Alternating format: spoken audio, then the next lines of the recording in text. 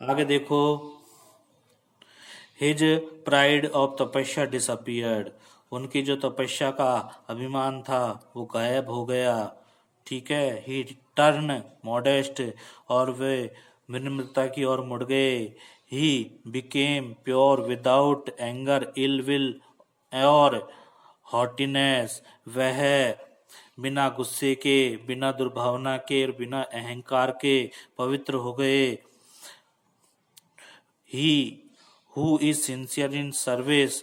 वे हैं वह व्यक्ति जो सेवा करने में क्या था, फेथफुल, निष्ठावान था। इन डूइंग ड्यूटीज, अपने कर्तव्यों को निर्वाह कर रहा था। And loving without selfishness, in pure, और प्रेम पूर्वक निस्वार्थ सेवा कर रहा था।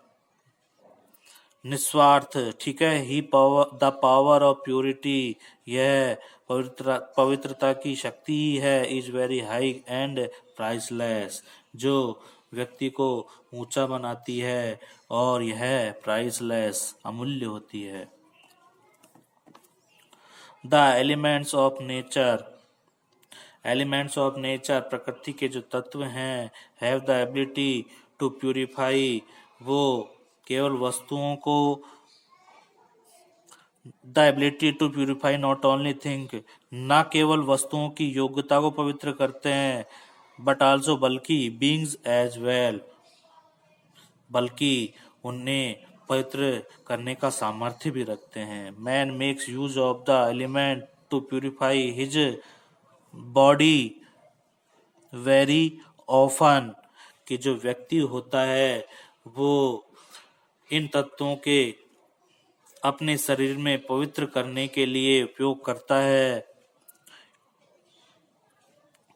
For want of proper and pure environment many a gem remains hidden in sands, क्योंकि अधिकांशतः जो व्यक्ति उचित और पवित्र पर्यावरण की कमी से बहुत सारे रत्न रेत में जो छिपे हुए होते हैं। जैम मानी रत्न, सैंड मानी भूमि में। Many a flower wither away unseen in throne, जो बहुत सारे पुष्प हैं बिना देखे ही कांटों में मुरझाकर समाप्त हो जाते हैं। Sometimes insufficient in proper training spoil the inborn trait of virtue, क्योंकि सद्गुणों की सहायता से ही, विर्च्यू माने सद्गुण होते हैं, सद्गुणों की सहायता से ही कभी कभी अपर्याप्त और अनुचित प्रशिक्षण मनुष्य के जन्मजात गुणों को और विशेषताओं को नष्ट कर देता है। Even if the inborn nature is little impure,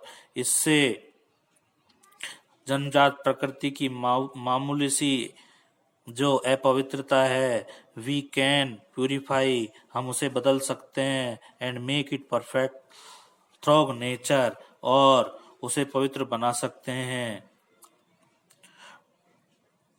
dog, नurture मानी वैसे पोषित करना भी होता है। Dog in the street are dirty with dirty,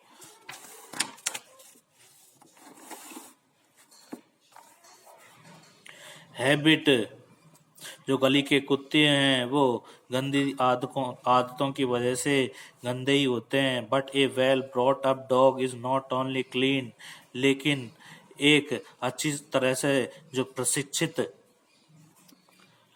but behaves very methodically and decently, लेकिन एक अच्छी तरह से लाया गया कुत्ता न केवल साफ सुथरा होता है, बल्कि बिहेव, उसका व्यवहार भी बहुत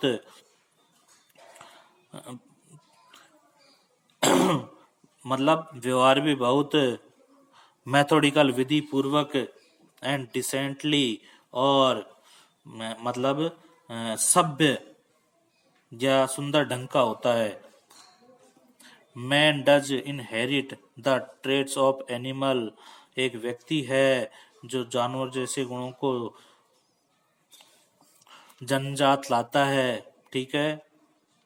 या मनुष्य में जानवरों जैसे गुण जो जन्मजात होते हैं। But through training he becomes man, लेकिन प्रशिक्षण से मनुष्य बन जाता है। थ्रू संस्काराज एंड नेचर, यह संस्कार हैं और प्रकृति हैं। The impure legacy from the animal, और अपवित्र लिगेसी विरासत फ्रॉम द एनिमल, जानवरों की तरह, इज वास्ट ऑफ, नष्ट हो जाती है। The latent purity in the man is made to shine, और मनुष्य में गुप्त रूप से विद्यमान पवित्रता चमकने लगती है। पैरेट स्पीक, तोता बोलता है, मतलब तोते बोलते हैं। इफ ट्रेंड, यदि उन्हें प्रशिक्षित किया गया हो तो। They can imitate human speech, वे भी मानव बोली की नकल करते हैं। Two parrots we brought up by two pupil, दो तोते जिन्हें हमारे द्वारा दो व्यक्तियों द्वारा लाया गया। वन वाज ए हंटर, जिनमें एक शिकारी था। द अदर ए स्कॉलर, और एक विद्वान था। They both trained their pets in speech, दोनों ने अपने अपने तोतों को बोलने का प्रशिक्षण दिया, मतलब पालतू जानवरों को। पेट्स मानी पालतू जानवर। The first parrot brought up by the Hunter spoke words, जो पहला तोता था जिसे कौन लाया था, शिकारी लाया था, वो स्पोक्स वर्ड, वो शब्दों को बोलता है। इक्वायर्ड हार्सनेस, हार्सनेस का मतलब कर्कश या तीखे। इट एक्सप्रेशंस वर क्रूड, उसके जो हाव भाव हैं वो निर्दयी हैं। रूड हैं, मतलब रूड मानी बिल्कुल भद्दे हैं। अनसिविलाइज्ड और असभ्य हैं। द सेकेंड बर्ड है, जो दूसरा पक्षी है, the acquired softness in speech, जिसकी बोली में कोमलता है, वो झलक रही है या प्राप्त हो रही है। It spoke with refinement and culture, यह बोल रहा है मतलब शिष्टता से, रिफाइनमेंट शिष्टता से और सभ्यता से। द फर्स्ट वन लर्नड, जो पहला है उसे सिखाया गया है। The vulgar slang of the cruel Hunter and his customer, जो पहला है उस निर्दयी शिकारी द्वारा, जो उसका ग्राहक था, गंदगी से और बोलचाल का तरीका है, उसने गंवारपना सिखाया है, मतलब भद्दा बोलना सिखाया है। The latter was quick in repeating the kind word or of affectionate welcome and farewell in the scholar houses, और जो दूसरा तोता है वो दयालुता, स्नेह भरे शब्दों को, विदाई के शब्दों को, जो उस विद्वान के घर में शीघ्रता से दोहरा रहा है। Both the parrot were brother born to the same mother bird, दोनों जो तोते हैं वे एक ही माँ की संतान हैं, दोनों भाई हैं, मतलब दोनों भाई हैं जिन्होंने एक ही माँ के कोख से जन्म लिया है। But an account of the bringing up and the atmosphere available around, लेकिन अपने पालन पोषण और आसपास के वातावरण के कारण उन दोनों की अभिव्यक्ति और व्यवहार में बहुत भिन्नता दिखाई दे रही है। देयर एक्सप्रेशन, उनके जो हाव भाव हैं, बिहेव्ड व्यवहार हैं, डिफरेड वेरी ग्रेटली, वह भिन्न भिन्न है।